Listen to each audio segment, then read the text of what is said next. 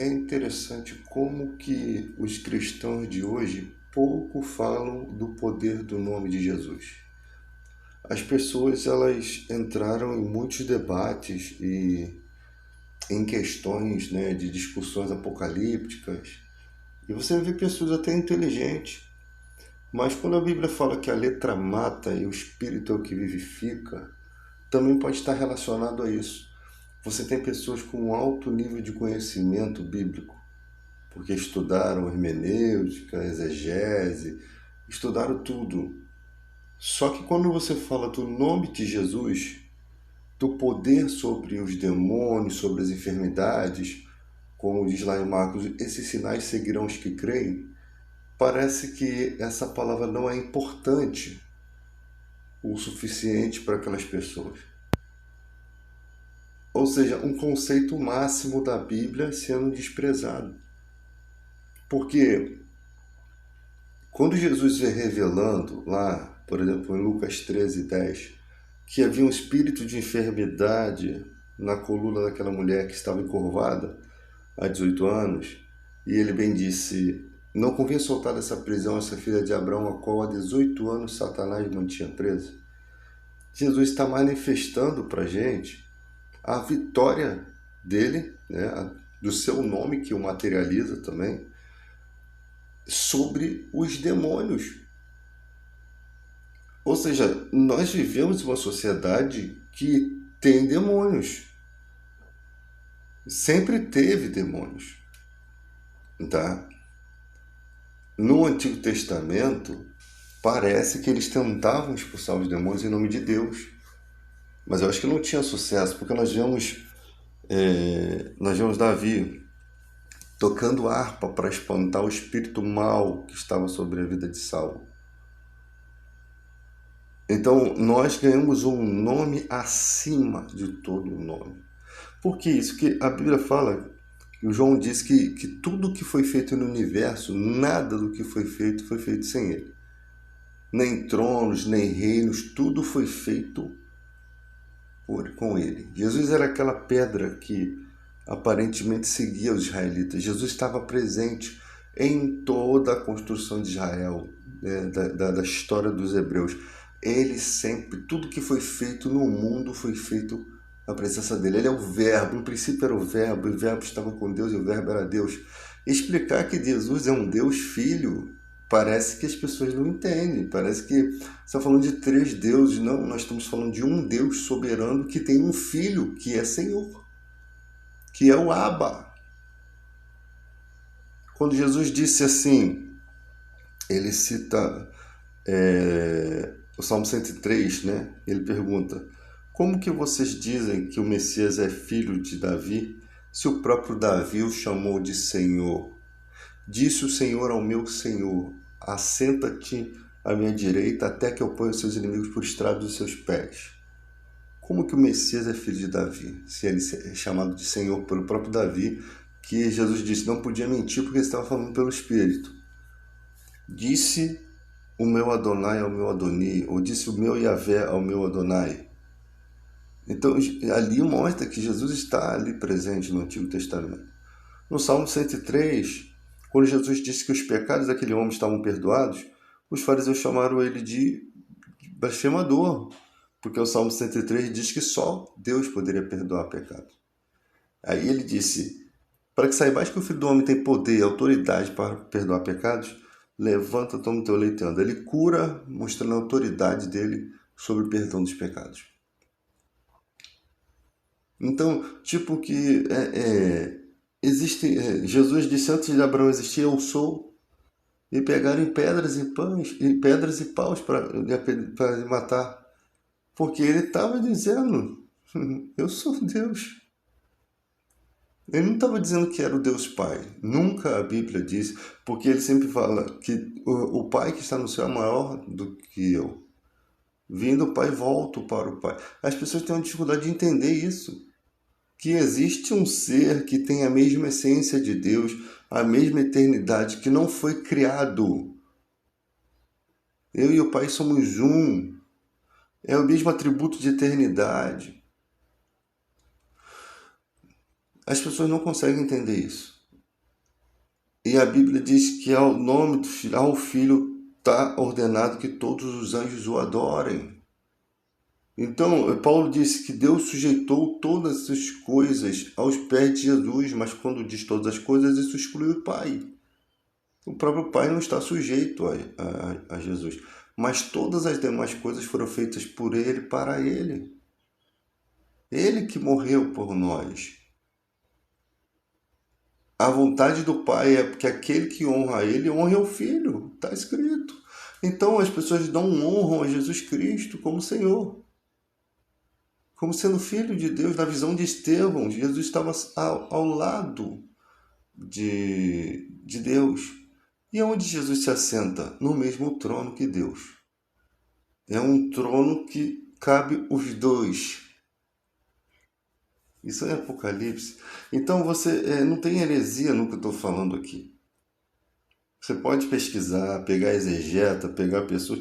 Já estão dizendo que o mundo não vai ser destruído, que o mundo não está entesourado para o fogo.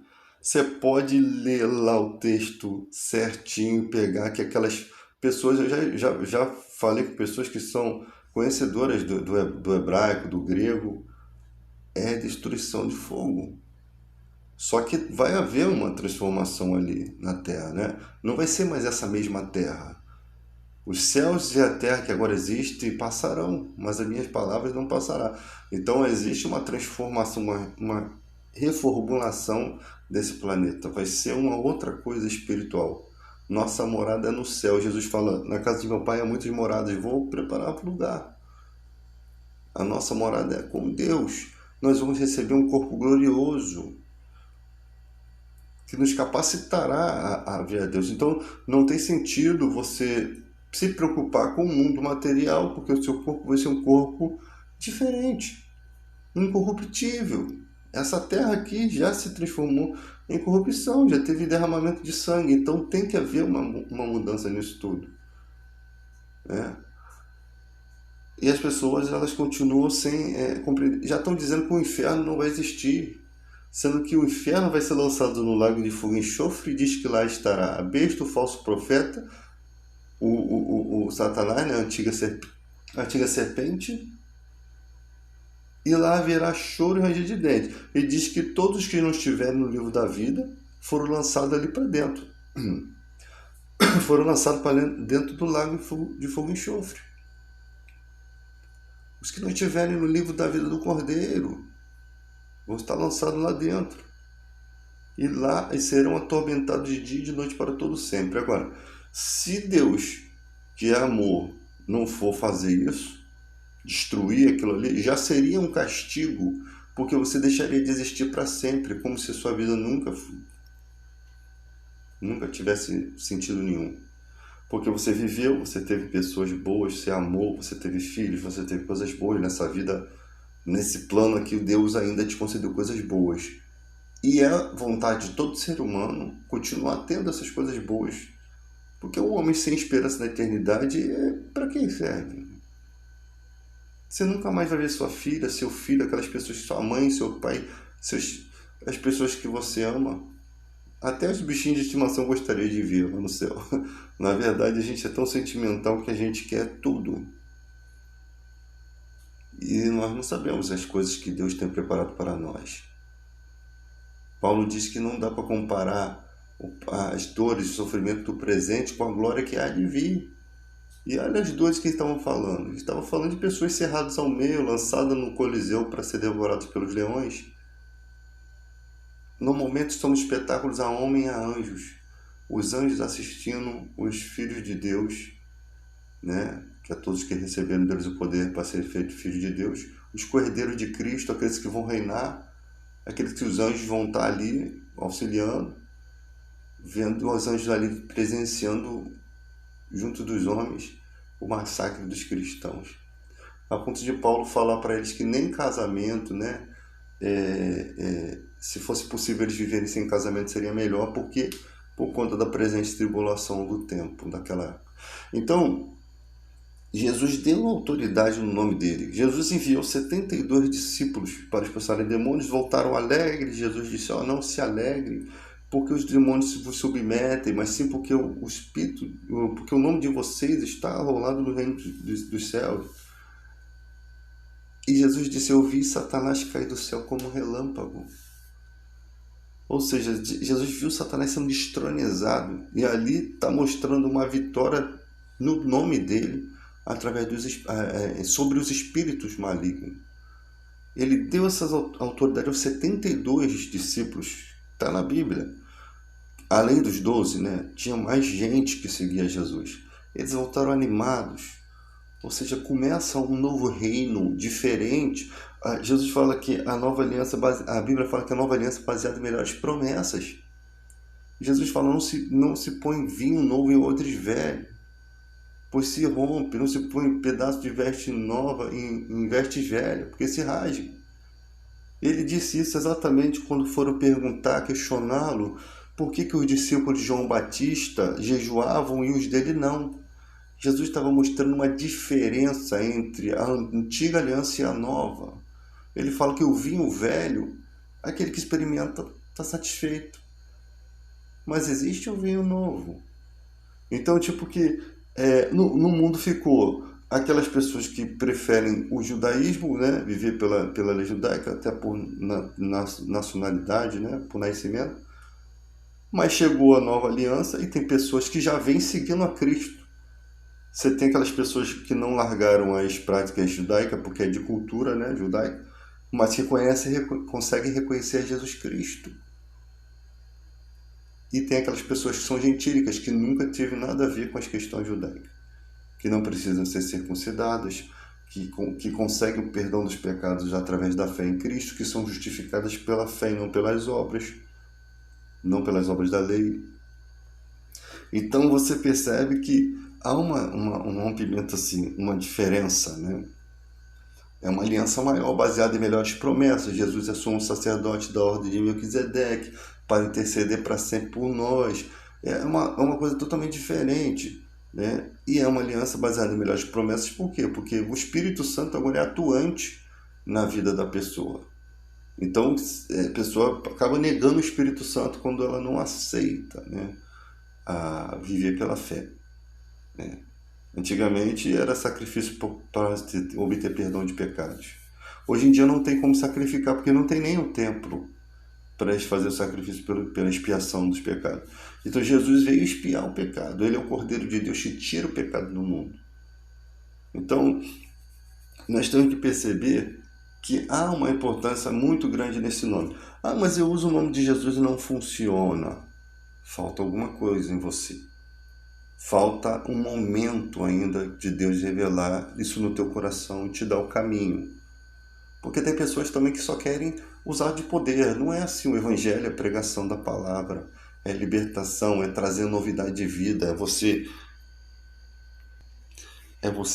encher de poder através da pregação a vida da pessoa, você iluminar, você trazer uma iluminação na vida daquela pessoa através da pregação do evangelho, disso tudo que está sendo dito aqui.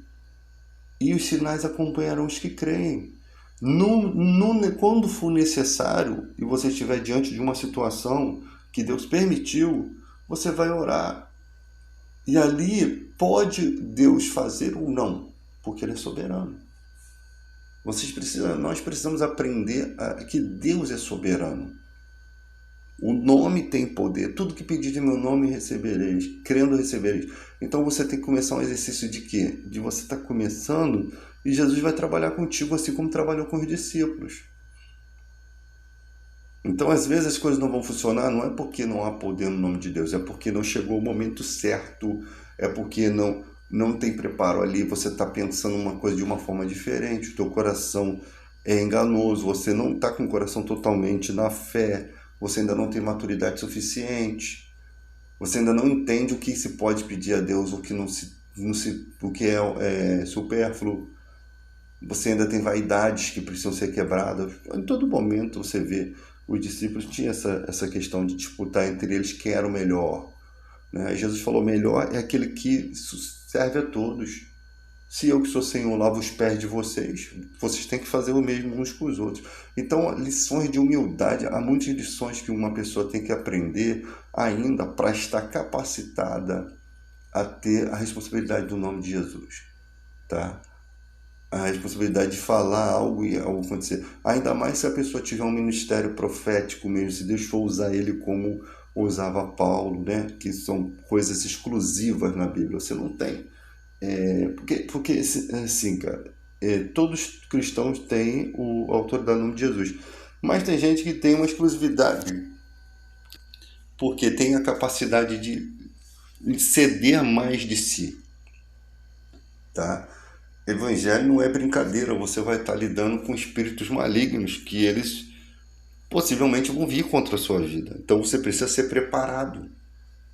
Jesus fala que aquela casta de demônio não sai sem jejum nem oração. Precisa estar preparado para níveis espirituais. Por quê?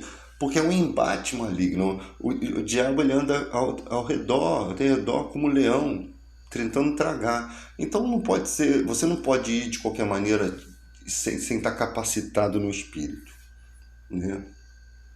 Então muitas vezes Deus não vai permitir certas coisas porque Ele está cuidando de você. Você é uma propriedade exclusiva dele. Ele vai estar cuidando de você. E você vai ver ao longo da sua vida o quantas coisas que você vai fazer de forma inexperiente ou de forma empolgada, como Pedro querendo andar sobre as águas e foi, mas não tinha capacidade ainda de crer. Então existe, naquele momento ali, Pedro começa a afundar, né? E ali, se Jesus não socorre, ele batia as caçuletas ali. Então você vai ter experiência, você vai ter que cometer erros, você vai aprender com os erros. Então é tudo um trabalho de Deus, mas você não pode esquecer do poder que há no nome de Jesus. Esse poder, o nome de Jesus, ele materializa o próprio Cristo. Ele vai te dar mais fé quando você vê as coisas acontecendo. Se bem que você pode não... Os cristãos não precisam ver para crer. Nós sabemos da autoridade. Se está escrito que os sinais acompanham os que creem, ainda que você não experimente nunca uma situação dessas, você vai crer, porque está escrito, a palavra não pode mentir. Você vai crer porque realmente todo o Novo Testamento fala desse destronamento de Satanás, desse poder que há no nome de Jesus, tá? Então você vai acreditar. Quando for necessário usar, a igreja toda vai ter poder. O objetivo de Deus é usar a igreja em conjunto, não é usar uma pessoa em particular. Todas essas pessoas que ficam tentando ter notoriedade são falsos profetas. Vem para cá, Brasil, é aqui que tem milagre. Essas outras igrejas, você só vai falar de outras igrejas que nós temos direito de julgar os de dentro, e de fora Deus julgará. Se de fato for concretizado que ali há falsas ministrações, eu tenho direito de falar. Se eu estou vendo corrupção ali, fogo estranho, eu tenho direito de falar. Mas quando você vê várias igrejas grandes e nenhuma toca nesse assunto, é porque é tipo assim, elas não fedem nem cheiram, vamos dizer assim.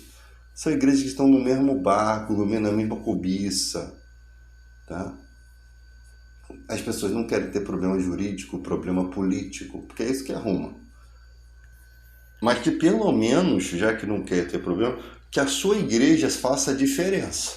Você pode não arrumar problema nenhum com ninguém, mas que a sua igreja seja vista como imaculada, como irrepreensível.